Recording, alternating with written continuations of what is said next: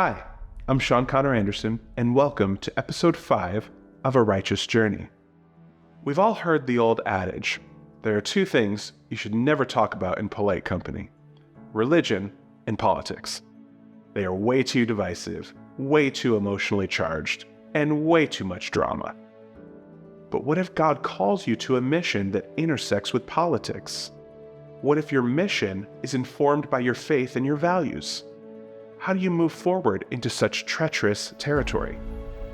In this episode, Desmond and Neil will be sharing a unique approach that sidestepped discord and division and created space for consensus and unity.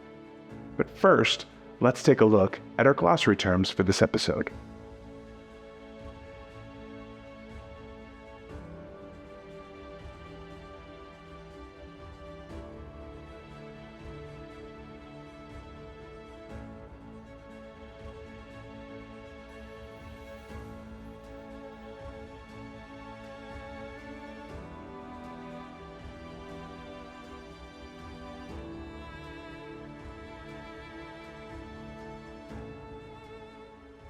Conservative, progressive, partisan, even the glossary terms this week could start a fight at the Thanksgiving table. But thankfully, there's a lot to unpack here. Let's dig in. Have your supporters come from across the aisle, or have they come from a particular side of the political spectrum, but maybe with allies on both sides? What does that look like for you? We in our journey, the Amendment 4 journey, we had support from like all over, right? It didn't really matter. I think what's key, I think the support depends on how you're presenting, first of all, right? I would tell folks, a lot of folks looked at our campaign and called it it was an amazing bipartisan campaign. And we're like, no, we were not a bipartisan campaign. And they thought they understood what I was talking about. And so I said, I'm sorry. We meant it was a nonpartisan campaign. I'm like, no, we weren't a nonpartisan campaign either. What we were was a grassroots movement that welcomed and enjoyed bipartisan support. And the difference is we didn't lead with the politics, we led with people, right? And when you put people first, right, it is much easier to get support from every side, right? When you put politics first, then you're going to get a lot of the divide. We put people first, which allowed us to get support from conservatives, from progressives. I mean, listen, let me tell you, one of the greatest accomplishments that I think we had here in Florida was that we were able to engage congregations of faith. Over, I believe, 800 congregations of faith came together from the Muslim community, from the Jewish community, from the conservative Christian community, from the conservative Latino evangelicals, from the black churches. It didn't matter. We had all of those denominations come together with under the mantra of "Let my people vote," right? Like in Moses talking to Pharaoh and saying, "Let my people go," right? They came under saying, "No, let my people vote," right? We were able to do that because, number one, how we framed that. That same cornucopia of support we've seen even in the secular world, right? It didn't matter if it was in North Florida, Central Florida, South Florida, right? We typically got like tons of support. I think Neil talked about it because when we dealt with that love and you're talking about the mat grabbers, right? That people brought somebody they loved to Jesus for healing. When I was arrested, right, the police didn't ask me if I was a Republican or a Democrat. When I appeared before the judge, they didn't ask that. Drug addiction, right, does not discriminate based on political preferences. And so, which meant that people from all walks of life made mistakes. People from all walks of life suffered from drug and alcohol abuse, right? And that meant that people from all walks of life, right, wanted an opportunity for redemption, which meant that the families of people from all walks of life became their champions, right? And that's what we had. We had a cornucopia of folks from all walks of life that came out and said, no, everybody deserves a second chance. Say yes to it. And they did in resounding form. Yeah, your question about kind of partisanship, right? Like there's this hyper-partisan society that we live in.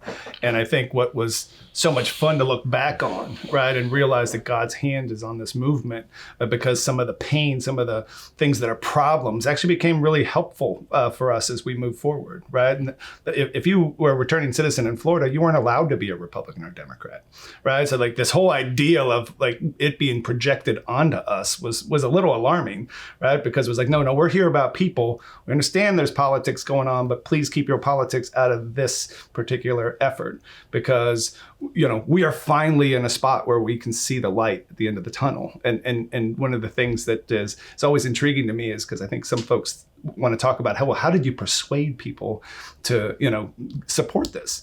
I don't know that that's actually what happened. I think that people have deep inside them these shared values around redemption and forgiveness and restoration. And what we needed to do was connect with that in a way that was meaningful, meaning with a loved one, or in ways that really impact society. So to the point that we began to see that we were going to have success when we started hearing stories in the months leading up to the election that no one was talking about the politicians.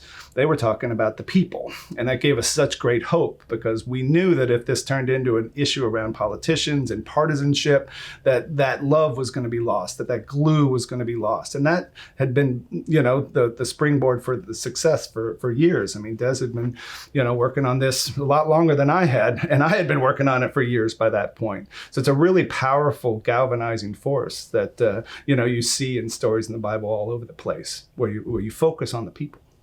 I mean, I think of, I had a certain come to Jesus moment with Desmond, in which I was one of those who exemplified some of the challenges, I think, of getting people to see a movement that really is people first. I grew up in politics, Republican, conservative politics, ran campaigns, right? So I had a certain mindset, and I would talk to Desmond a lot about how we communicate, how to make sure we can, talk to everybody, and kind of strategically or tactically think through those things.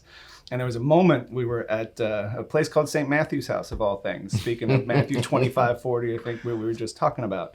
And I was lost in that moment, because I'm talking to Des, and we're just talking, I'm intense, like, I'm struggling here, Des, like, I think we're framed right, but I got an issue. I'm like, who's our enemy? I said, the way I was raised, right? And to win campaigns, to play in this partisan, toxic environment was, you need to demonize an enemy and rally people behind it. Like, that is basic X's and O's of our political system. And I still had it in my head. And I was like, Des, I don't understand it. And he's funny. He's like, Neil, you always have some good ideas. That one's not good. And he's like, I need you to see things deeper. He's like, I need you to pray on this. I need you to think about this. He's like, at the end of the day, there is no enemy here. We don't have an enemy in the traditional sense. This is ultimately even bigger than public policy. This is about people, really, really understanding us as people. He's like, because at the end of the day, Amendment 4 is going to pass if the voters see us as human beings, and it'll fail if they see us as something different. So let's not overthink this. It's funny because, I've heard growing up, basically all my life, the two things that you don't talk about, politics and religion. Right? Politics and religion. At the end of the day, there are just so many different perspectives. And I think, one of the things I learned in recovery was that, they tell you in AA rooms or NA rooms, you hate the disease, not the person. Right? And we got to get people to start basing their thing on the disease and not the individual. So I'm not asking you to pick a side, whether it's Democrat or Republican or black and white. No, I'm asking you to choose what's right. Right? Right? And that does not mean that you have to demonize, right, elected officials. We don't want to have a church talking about, they hate this person or hate that person, that politician or that political party. No, you don't have to even get into that, right? The individuals. What you can get into is what's impacting people and what are those values, and that's what you promote, right? You promote the values that you have embraced through your walk with God. I don't know about you, but in a world that's full of people saying you have to go to war to get your share of the pie, it's refreshing to see a different way, and one that puts people first. This episode's discussion is all about examining the world as it is, while using Desmond and Neil's model to envision the world as it could be. What happens when we put people before politics? How can this transform our dialogue and our interactions? In what ways do we need to transform our thinking to make this model a reality in the world around us? Thank you for watching. See you next time.